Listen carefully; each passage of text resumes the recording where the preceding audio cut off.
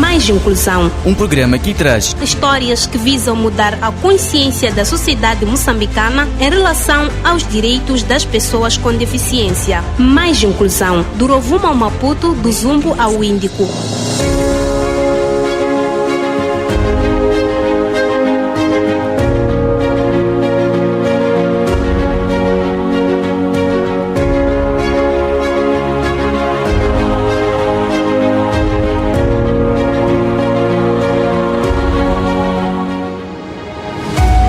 Saudações, amigo ouvinte. Está no ar o seu programa Mais Inclusão. 3 anos da sua existência, do Rovuma ao Maputo, do Zumba ao Índico, procurando contar histórias que visam mudar a consciência da sociedade moçambicana em relação aos direitos das pessoas com deficiência. Está na vossa companhia Ginoca Mafutini na apresentação e Abdul Remani Ibrahimo na edição. Votos de ótima escuta. Mais Inclusão conta com apoio e produção da Montepuez Ruby Mining Limitada e da TV Surdo. Estimado ouvinte, pode acompanhar esta e mais notícias nas nossas redes sociais, Facebook e YouTube, onde pode nos seguir. Para tal, escreva Mais Inclusão e faça a subscrição e ajude-nos a crescer.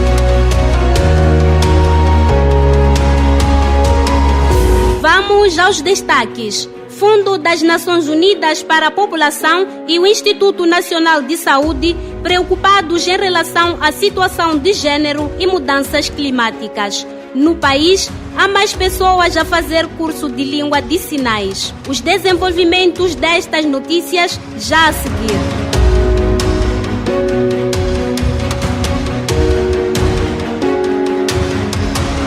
Iniciamos o programa na província de Inhambane, concretamente em Govuro, onde DIF está empenhado na inclusão nas emergências. Jornalista Abdul Remani com mais detalhes.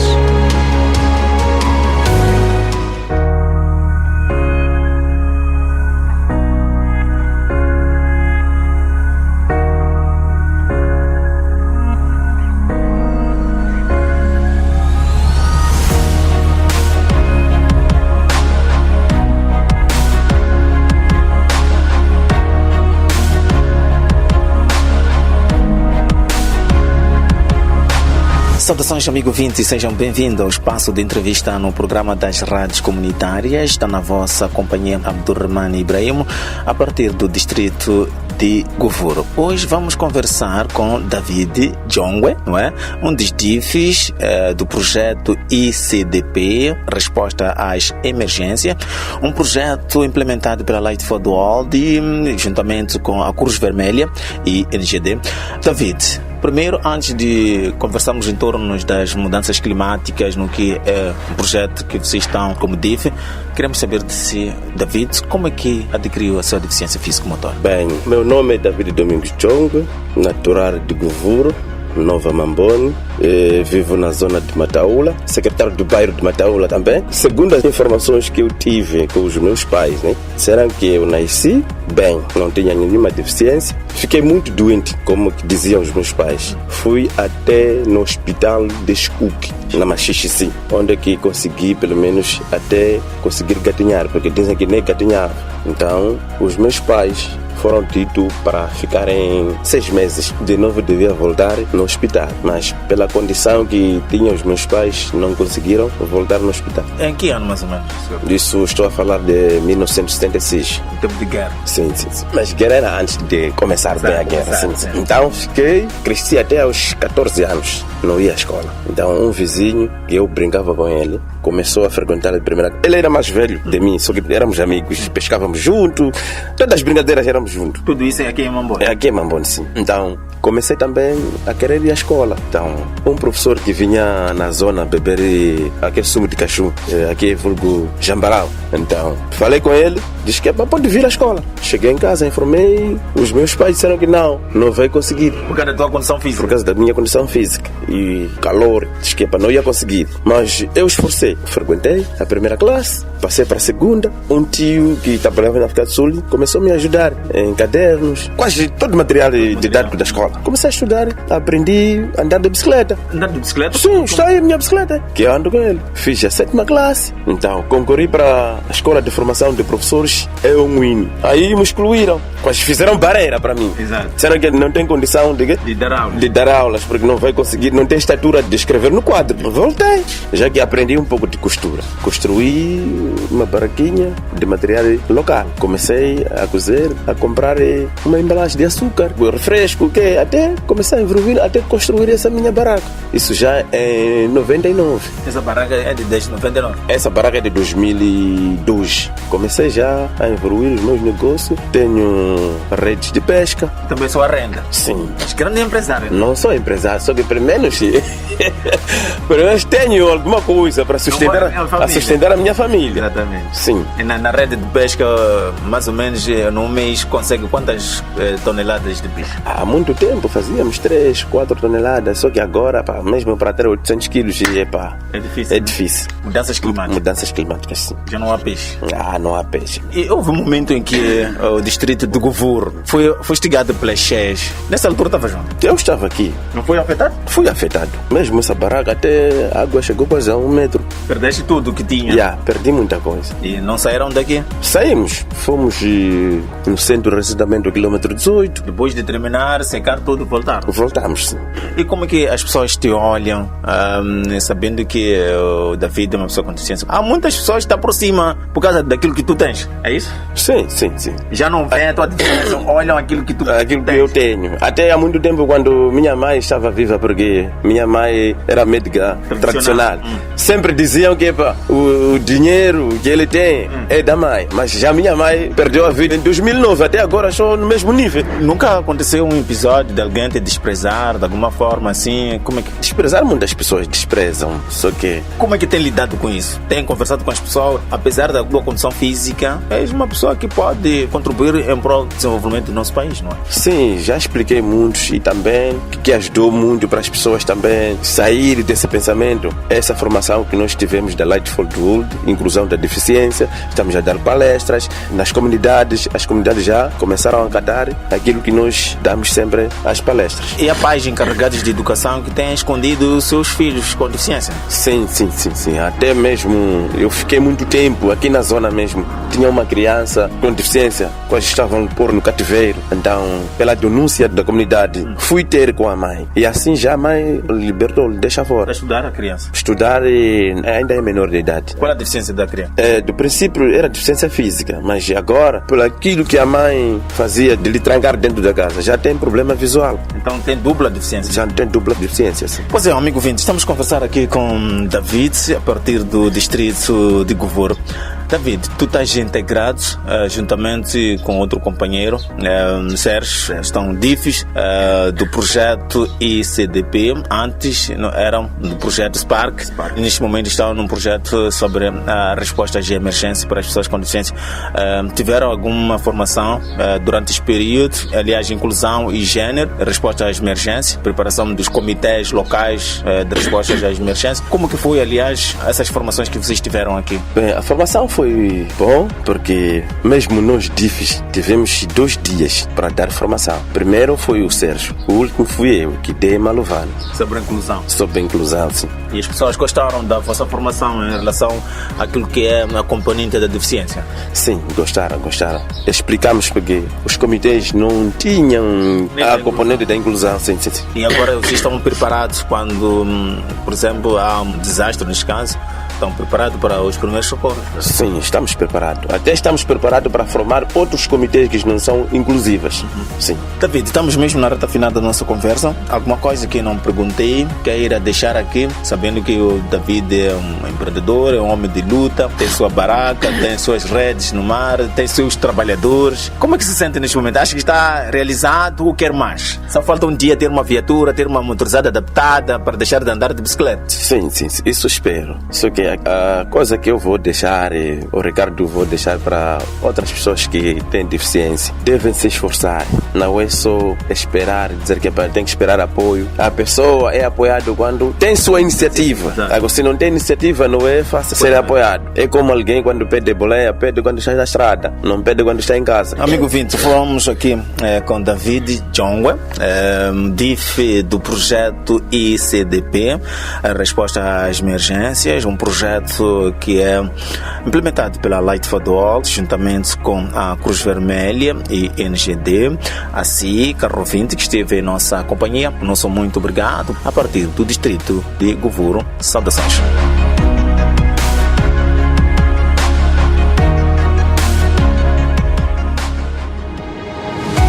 Depois da chamada Terra da Boa Gente, em Inhambane, vamos à capital moçambicana, Maputo, para falar das mudanças climáticas. Os detalhes com o jornalista Abdul Remane.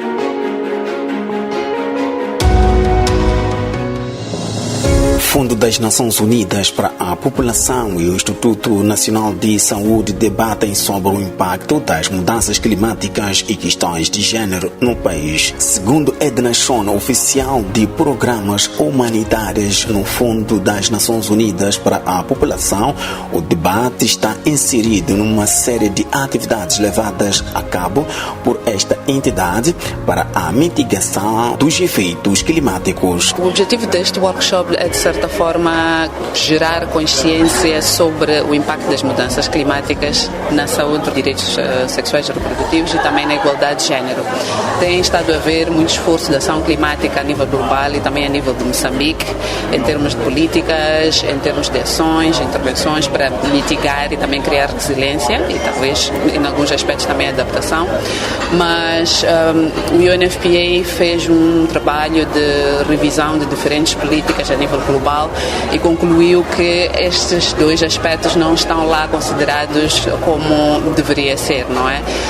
Ainda existem lacunas e como esta componente de alguma forma impacta sobre a saúde da população e especificamente das mulheres e das raparigas, achamos que era conveniente também trazer diferentes setores, tanto do governo como da sociedade civil, para refletirem sobre o impacto específico que as mudanças climáticas têm na saúde e nos direitos sexuais e reprodutivos e no género.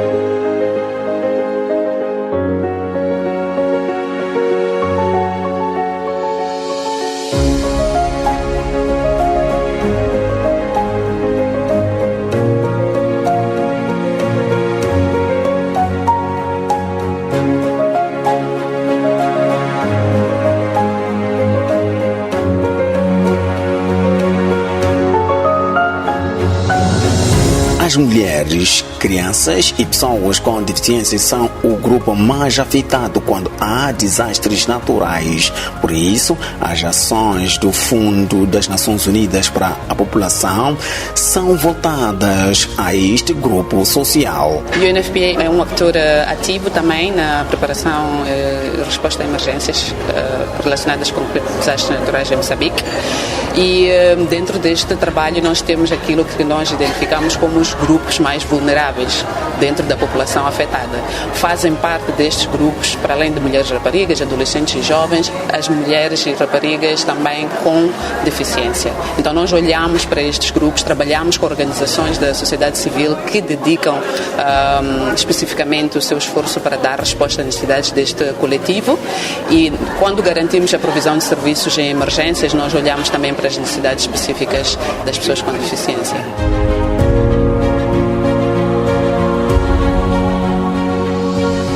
Tatiana Marufo, médica do Instituto Nacional de Saúde, diz ser fundamental se pensar em saúde pública quando há crises climáticas. Nós temos ações neste momento voltadas para a mulher com deficiência. Temos ações voltadas para a mulher no geral e para tal inclui as mulheres que também têm deficiência, porque se for a prestar atenção, as nossas ações são mais voltadas para a mulher e para a criança.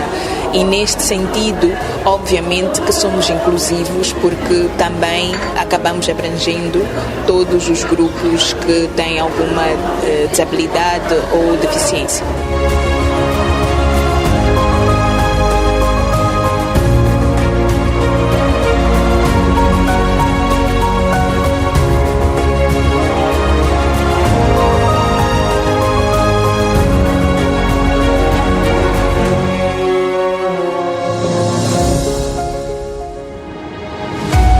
Muito obrigada pela reportagem sobre mudanças climáticas. Para já, vamos à entrevista para falar do interesse de jovens no curso de Língua de Sinais.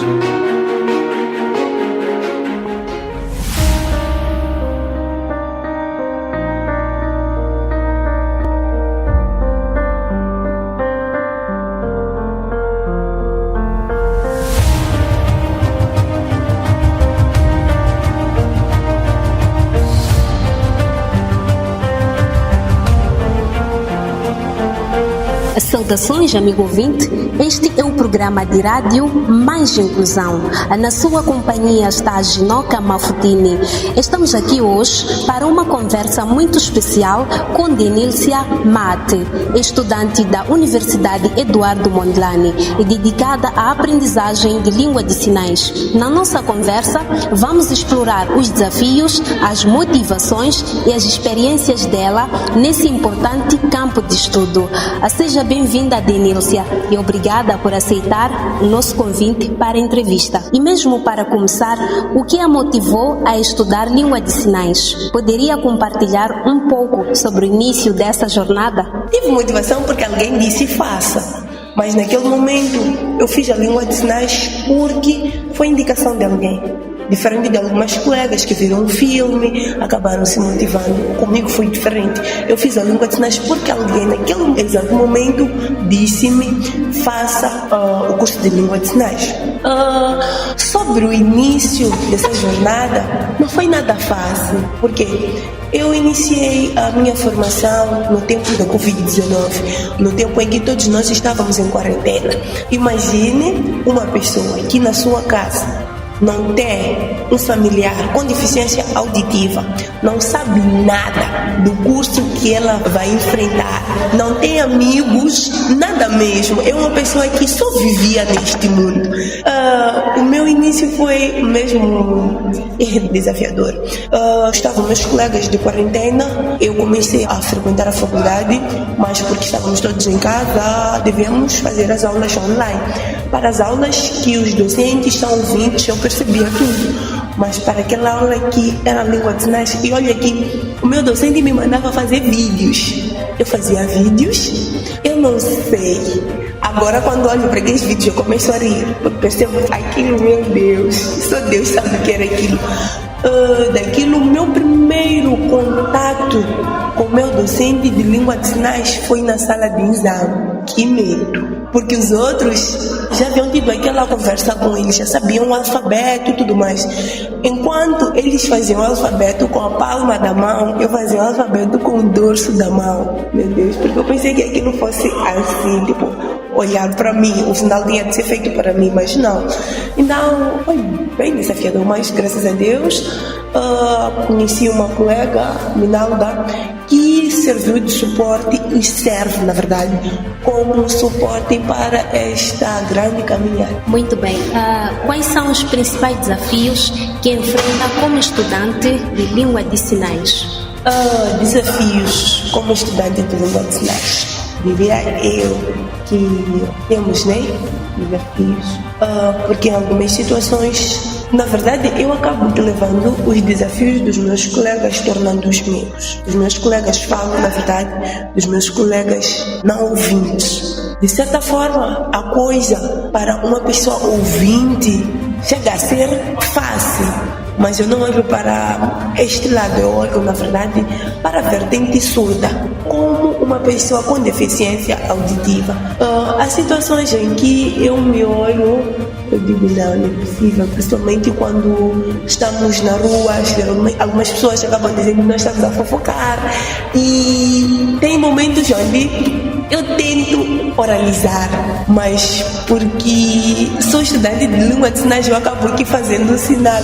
Não sei se seria um desafio, né? Mas é uma das coisas que tem acontecido comigo. Eu vivo, na verdade, na base de língua de sinais. Em vez de oralizar, eu acabo aqui confundindo as coisas.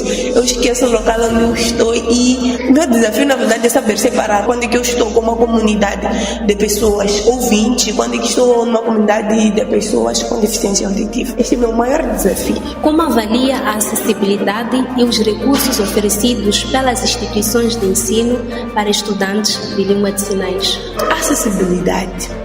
infelizmente, a maior parte das instituições não tem lá uma pessoa intérprete. Recordo-me de uma vez em que eu conversei com uma diretora de uma certa escola e ela disse-me que não tinha recursos para pagar o intérprete. Porque eu, na minha zona, né, assim dizemos, na minha zona tem pessoas com deficiência auditiva, mas as mesmas pessoas devem deslocar-se para Josina Machel. Então eu procurei saber por que a escola não recebe pessoas com deficiência auditiva. Disse-me que era falta mesmo de recursos para pagamento dos intérpretes. Então ainda está a ser um problemaço. Sim, ainda está a ser um problemaço a aceitação. Estamos a ver que a cada dia que passa estão a normalizar a língua de sinais. Vou chamar de normalizar, porque antes só olhavam para aquilo como algo qualquer, mas tem pessoas que acabam olhando para a situação em que nós nos encontramos. Não, a sociedade aceita. Eu, na minha zona, sou uma das primeiras pessoas a fazer língua de sinais. Acredite, depois que as minhas vizinhas souberam que eu estava fazendo língua de sinais, até algumas miudinhas chegaram ali e perguntaram-me quais eram as disciplinas para ser admitido a este curso e tudo mais. Estão a ter consciência, estão a ter noção mesmo da importância desta língua. Certo. Existem programas ou iniciativas que considera úteis para o seu aprendizado? Sim, existem sim. Temos, por exemplo, a TV Surdo, que tem cada dia ganhando mais espaço por causa do conteúdo inclusivo que eles lá lançam. Isso é de louvar, isso é de louvar. Temos também a TVM, temos ali a janelinha da TVM, temos lá o intérprete. Então a informação acaba aqui chegando super percebida, né, para os nossos colegas surdos. Temos algumas associações de pessoas com deficiência auditiva, associações essas que têm capacitado pessoas, têm feito workshops, têm feito seminários. Então existem sim programas são vários. É só vocês interessarem, verão programas, são vários, nunca faltaram programas. Quais são as suas expectativas para o futuro como estudante de língua de sinais? Ai meu Deus, vamos começar a desenhar o futuro. Na verdade já desenhei o futuro. Expectativas.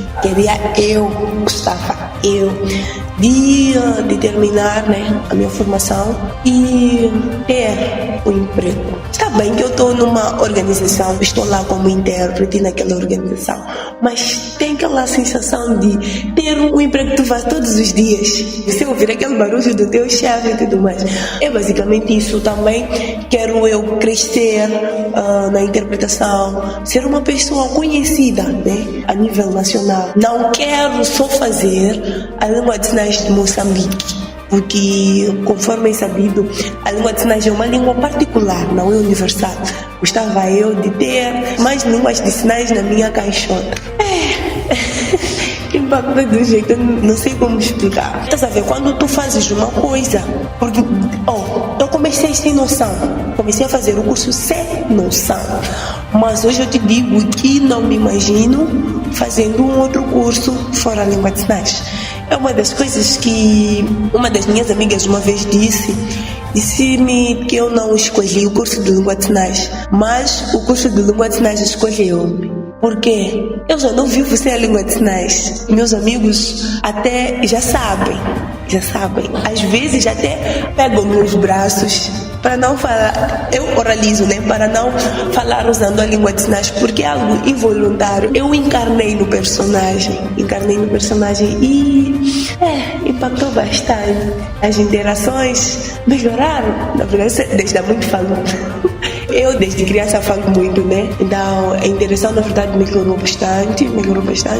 Só esta questão de eu estar toda hora a levantar os braços. As pessoas até às vezes fogem porque pensam que eu quero dar chapada. Não é? Muito certo. E mesmo para finalizar a nossa entrevista, que mensagem deixa para outros jovens que estão começando a aprender língua de sinais? Que mensagem? Tratando-se da Universidade Eduardo Mondlane, eu diria para esses jovens para não desistir. Por quê? No meio da caminhada, né, enfrentamos na verdade diferentes obstáculos, muitos. Tem você não perceber o docente, tem docente exigir uma coisa que você não tem naquele exato momento. são situações que de certa forma desmotivam-nos, mas eu acho que eles devem levar como motivação o ser importante para a sociedade, ser importante na sua família. Nós não sabemos o que acontecerá amanhã, de verdade, não sabemos o que acontecerá amanhã na sua sociedade, na sua família, na sua escola, não se sabe o que acontecerá amanhã. Então, se tu tens uma língua de sinais consigo, é uma arma. É uma arma que eu gosto tanto. Sou perigosa. É uma arma que usarás não só para a comunicação com os nossos colegas surdos, mas também para a comunicação com as pessoas ouvintes. Passei por uma situação no hospital, aliás, onde o doutor olhou para mim e disse: como é que você consegue? O doutor disse-me o seguinte: eu como quero aprender esta língua. Eu olhei para ele, é fácil aprender. Aprender é fácil desde o momento em que a pessoa queira aprender. Aprender é super fácil, mas de certa forma a motivação deve ser parte de ti. Poucas são as vezes que nos motivam com alguém, conseguimos fazer, poucas vezes, mas se a motivação é sua mesmo, as coisas saem perfeitamente, porque você não cansa de fazer a coisa, porque você tem uma motivação sua mesmo, você nunca vai cansar. Muito obrigada, Denilcia. A sociedade moçambicana já está a ter consciência da importância da língua de sinais. Mensagem de Denilcia Amade. Eu sou Ginoca Maftini e assim encerramos o nosso espaço de entrevista. Até a próxima.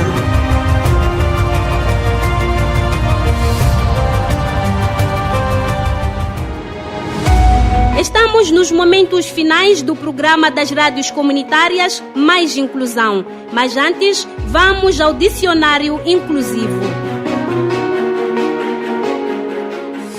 Dicionário inclusivo.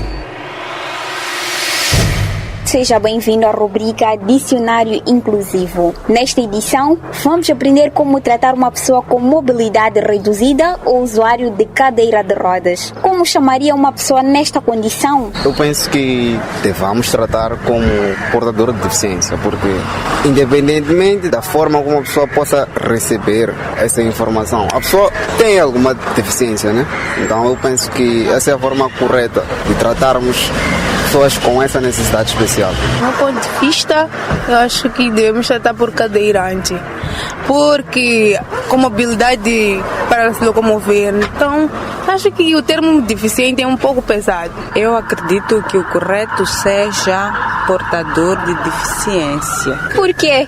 Bom, eu acho que chamar alguém de cadeirante ou deficiente são dois termos pejorativos que reduzem a pessoa, né?